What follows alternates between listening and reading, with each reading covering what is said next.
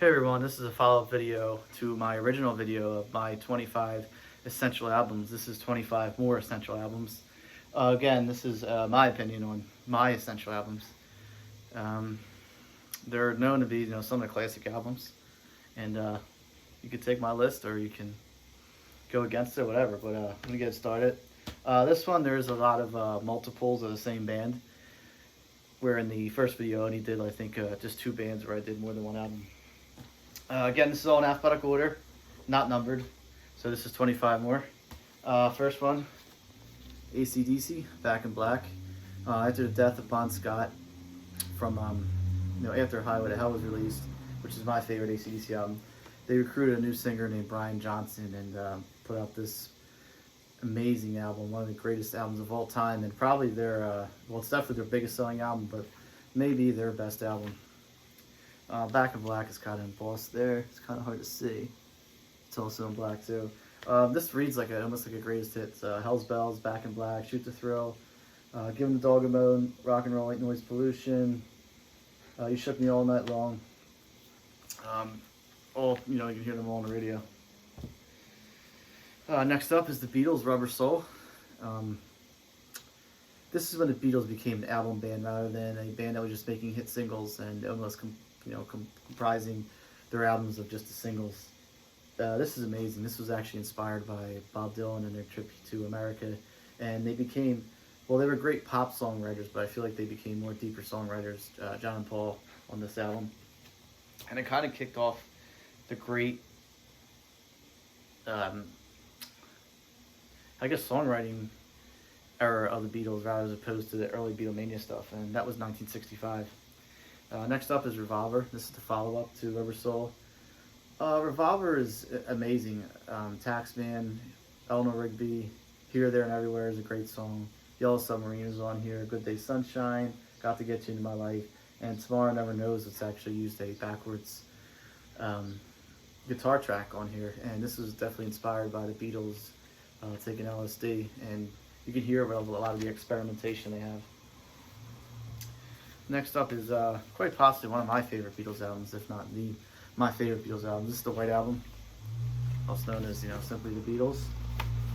I feel just the all white in itself made it psychedelic, just because it was so non-colorful. I don't know. I just feel like people were like, look at this, trying to find a hidden meaning. 2 LP set, amazing. It's almost kind of like the four guys were doing solo sessions at the time. Each band member has their own song, and they did themselves, and then the other 3 members would come in and play on the track rather than playing together. Next is Abbey Road. It's an amazing album.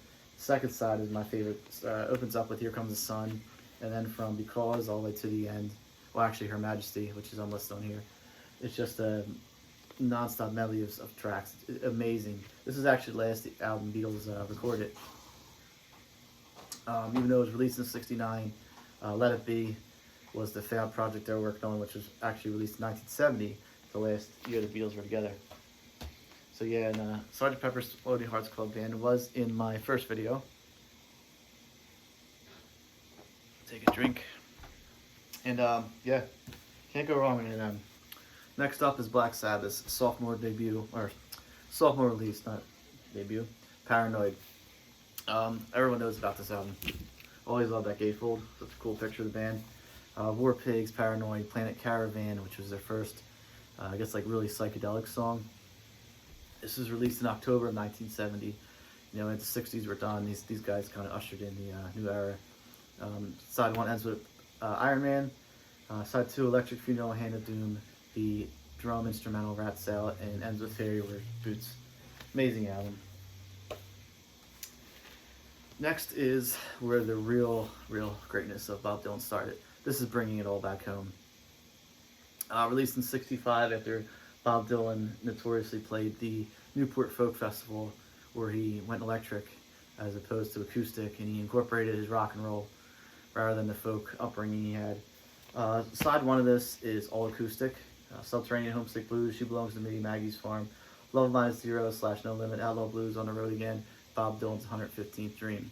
Side 2, oh, I'm sorry, side 1 is all electric, side 2 is all acoustic. Got that mixed up. Mr. Tambourine Man, Gates of Eden, It's Alright Moms, I'm Only Bleeding is great. And It's All Over Now, Baby Blue, which is kind of like a, I feel like a farewell track to his early career as acoustic and all these folk fans, because at this point Bob Dylan was a full-fledged rock star. And I always loved this cover. There's some cool pictures there. The picture of Dylan himself, Lyndon B. Johnson, Time Magazine, cover of King of the Delta Blues Singers by Robert Johnson, which was a huge influence on not only Dylan, but the Rolling Stones, Eric Clapton. I believe that's Muddy Waters' album back there. I could be mistaken. It's hard to see. And another side of Bob Dylan, which is the album that Dylan released before this. Next up is his masterpiece. This is Blonde on Blonde. Fold it out. Double LP set. Amazing. This was the last of the 3 5-star albums released by Dylan in a row, which were Bring It All Back Home, Highway 61 Revisited, and then Blonde on Blonde. This was definitely influenced by the Beatles' Rubber Soul, which, I don't know, I see a little similarity. You know, Dylan inspired Rubber Soul, and Dylan slapped back with Blonde on Blonde. And the one song on here, Rainy Day Women, number 12 and 35, was probably the first like pop song where everybody must get stoned. So he was just putting it out there that, you know, that drug culture was in music at the time. Times are changing. Another song off here, Fourth Time Around, was actually inspired by Norwegian Wood. And upon listening to it, John Lennon said it actually made him paranoid because he was shocked. And it ends with the amazing 14-minute song, Sad-Eyed Lady of the Lowlands, which was about his then wife at the time, Sarah. Next is another amazing album. All these are all amazing in my opinion. This is Jimi Hendrix's sophomore release, Axis Bolt of Love. Hendrix, you know, exploded onto the scene in '67 at the Monterey Pop Festival, and this was released after Are You Experienced. Gatefold has the lyrics, kind of similar to Blonde on Blonde. We fold it over like that. Amazing songwriting by Hendrix on here. Castles Made of Sand. Little Wing is on here, the title track, Bold as Love. Spanish Castle Magic is amazing. 6 Was 9. Really, really good stuff. Next up, released in 1969, one of the greatest bands of all time's debut album, Led Zeppelin 1. Features Good Times, Bad Times, Babe, I'm Gonna Leave You, You Shook Me, Dazed and Confused, Side 1, Side 2, Your Time's Gonna Come, Black Mountain Side, Communication Breakdown, I Can't Quit You Baby, and ends with one of my favorite songs from Zeppelin, How Many More Times. This was very, very highly influenced by folk and blues, mostly blues. Dazed and Confused was a track that Jimmy Page had with the Yardbirds, although it wasn't as great as this one. I always thought Your Time Is Gonna Come was a really underrated track on here. It's really not that popular of a song, and it opens up with that great guitar line by John Paul Jones, who was a multi-instrumentalist and played more than just bass. Next up is the follow-up, released in October '69, the same year. This is Led Zeppelin 2, Gatefold.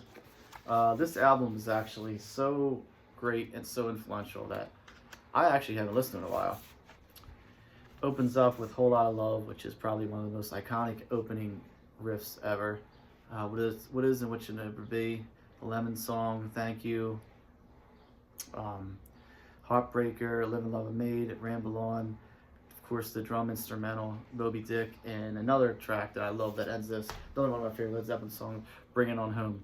I felt it was almost similar to the ending of Led Zeppelin 1, which had How Many More Times. They had a similar style.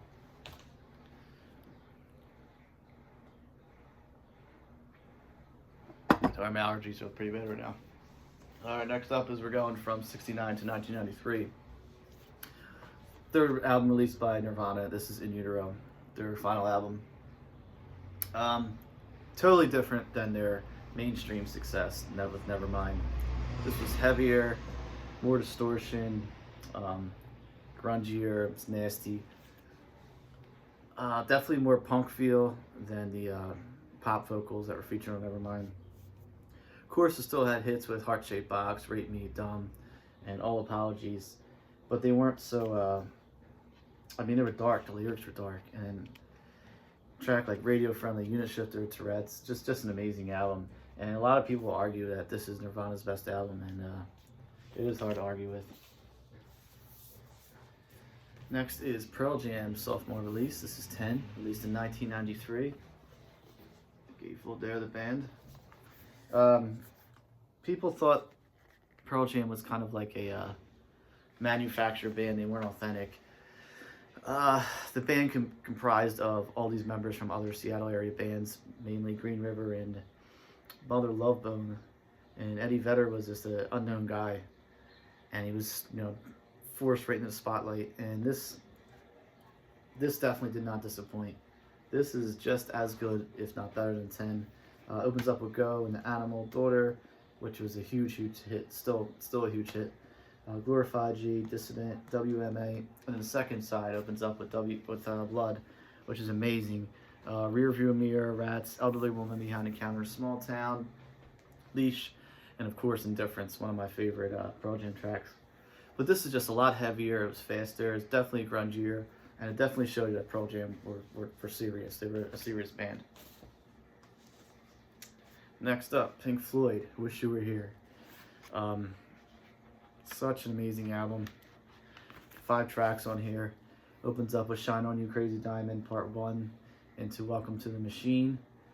Side 2 is Have a Cigar, Wish You Were Here, and then it finally ends with Shine On You Crazy Diamond, the second part of it. Shine On You Crazy Diamond, you put it together, I think it's like a 25-minute song.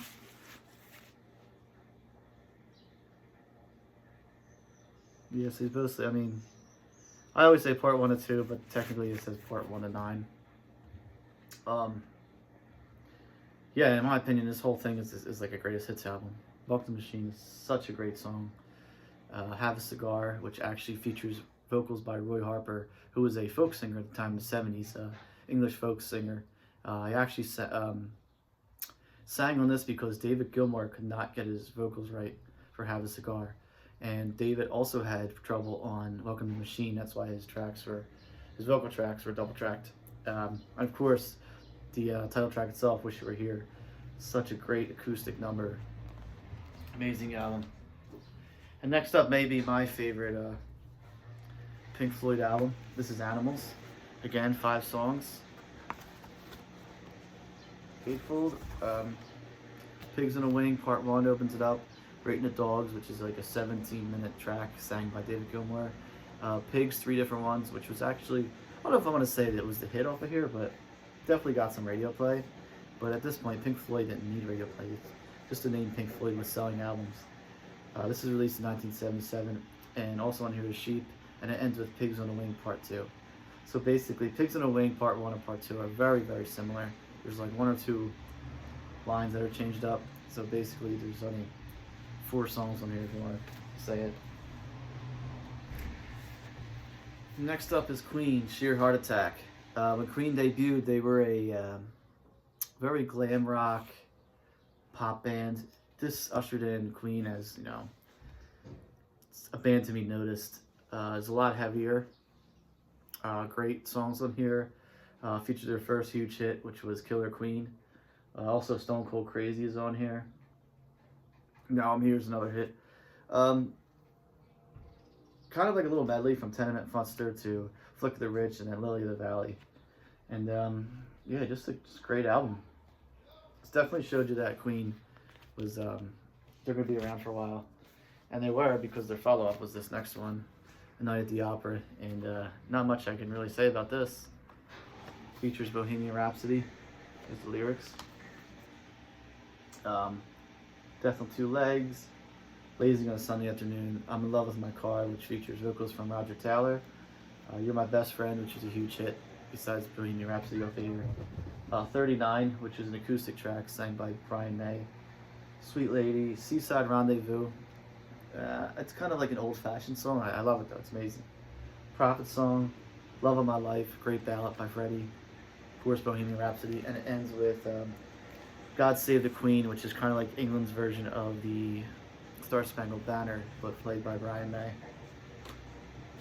Next up is probably the album that, I don't know if it was the first punk album, but it's definitely the album that made punk relevant, and it's kind of like the face child of punk. This is Ramones' debut album that was released in 1976. Features Blitzkrieg Bop, Beat on the Brag, Judy is a Punk, Wanna Be Your Boyfriend, Chainsaw Now, and Stiff Some Glue. Just an amazing album. No, the Ramones are not related. You know, it was Johnny Ramone, Tommy Ramone, Joey Ramone, and Dee Dee Ramone. They all used the name Ramone, but no, they were not related. The Ramones just came out of CBGB's, which was a club in New York, Manhattan at the time, which is now closed, and they kind of made the scene famous. And I just loved it. I just love the cover. It's so basic, but it's so iconic. The jeans, the ripped jeans, the Converse, the leather jackets. It's great. You can see where like thrash metal and grunge would take their influence from style-wise. Next we have Let It Bleed, Rolling Stones, released in 1969. This was kind of an infamous album because this was the tour when they did the Altamont concert where the Hells Angels stabbed a guy in the audience. It's an amazing album. I feel like Beggar's Banquet was the first full like real album by the Stones as opposed to just a collection of songs. There's no covers on this. Still the pink inner sleeve there. It opens up with Give You Shelter, which was definitely different in 1969. You know, rape, murder. It's just a shot away. Of course, the Midnight Rambler, amazing. I'll stick my knife right down your throat. Not lyrics you heard in 1969. And I think this is the album that established Stones as, they're about to be the biggest rock band in the world, because the Beatles were kind of like at their demise at the time. And of course it ends with You Can't Always Get What You Want, which is a classic. Next up in 1972, Rolling Stones released Exile on Main Street. The reason behind the name was they were exiled out of England for not paying their taxes, so they went to France and rented this giant mansion where they recorded this whole album. Yeah, there's 18 tracks on here. It's amazing. And Keith Richards' heroin use was very high at the time. This whole album was made very drug-fueled, women everywhere, pretty much the quintessential definition of sex, drugs, and rock and roll. Not a lot of Stones hits on here, but a lot of signature Stones songs that everyone knows, and every Stones fan loved this. This is a double album. I'm gonna pull them out here. Tumbling Dice was really the big hit off of here. Then Happy was a minor hit, which was sang by Keith Richards with Mick on background vocals. Alright, back to the 90s with one of the greatest grunge albums of all time. This is Soundgarden's Bad Motorfinger. This is the album that really put Soundgarden on the map. Just heavy stuff. Nevermind wasn't quite as big yet, but Rusty Cage and videos like Jesus Christ Pose, Outshined, they were getting MTV play, and Soundgarden was kind of like a metal band at the time. Take a picture of the guys there. But yeah, this really put Soundgarden on the map, especially playing with Pearl Jam and Chris Cornell, the Temple of Dog the whole time. So this is very, very significant in the grunge era. Next up is an amazing album. This may be one of the first punk albums. Could be even a grunge influence. This is Raw Power by the Stooges, but this time they were going by Iggy and the Stooges, Iggy Pop. Amazing album. This was released in '73. It was kind of classified as glam rock also because Iggy was wearing makeup, as you can see there. David Bowie, I don't know if he mixed this. Yeah, I know there's a David Bowie mix. Yeah, he mixed this. Search and Destroy, Gimme Danger, Your Pretty Face is Going to Hell, Penetration, Raw Power, I Need Somebody, Shake the Peel, Death Trip. Like I said, this is a huge influence on the punk scene. Definitely a grungy album also. Amazing album. Next up, speaking of amazing, This ushered in the arrival of the newest guitar hero, Eddie Van Halen. This is Van Halen 1. Yeah, I feel like this is kind of the start of the whole 80s metal scene, even though this came out in 78. It influenced everyone at the time, and everyone knew that they could make it. They're seeing these guys. David Lee Roth, quintessential frontman, looking like Robert Plant almost, but with the leather jeans or leather pants, open shirt. Again, another album that's like like the greatest hits. You Really Got Me, Jamie's Crying, Running with the Devil, Ain't Talking About Love, Little Dreamer, Feel Your Love Tonight, Ice Cream Man, and of course the instrumental Eruption, which introduced finger tapping, which everyone who was playing guitar at the time wanted to do. Alright, next up we're getting to number 25, and we're going with The Who, and this is Tommy. This is my favorite Who album. A lot of people might argue that Who's Next is the greatest. Great album, but Tommy is my favorite. This is the first rock opera, as they called it. Unfortunately, this is actually an 80s reprint vinyl. It's not the original 69 copy, so it's a little different. Gatefold here. I believe the 69 lifted like this, or no, I think it was a trifold. We opened up 3 ways, here, and like that. Yeah, the whole album is almost like a medley. You hear songs repeating itself again, like Smash the Mirror, Go to the Mirror, Where'd I Go Take It, See Me, Feel Me, Listening to You, stuff like that. Pinball Wizard was the huge hit off of here. I'm Free was a decent hit, and it has the awesome instrumental Sparks. So if you want to hear more of The Who as an album, I suggest go to this one. Alright, well, that's my 25 more essential albums, and I'll probably do another video with 25, even more 25 essential albums. So thanks for watching. It's a decent day out here. We're still in quarantine, so I might go sit outside and enjoy the weather while we still have it.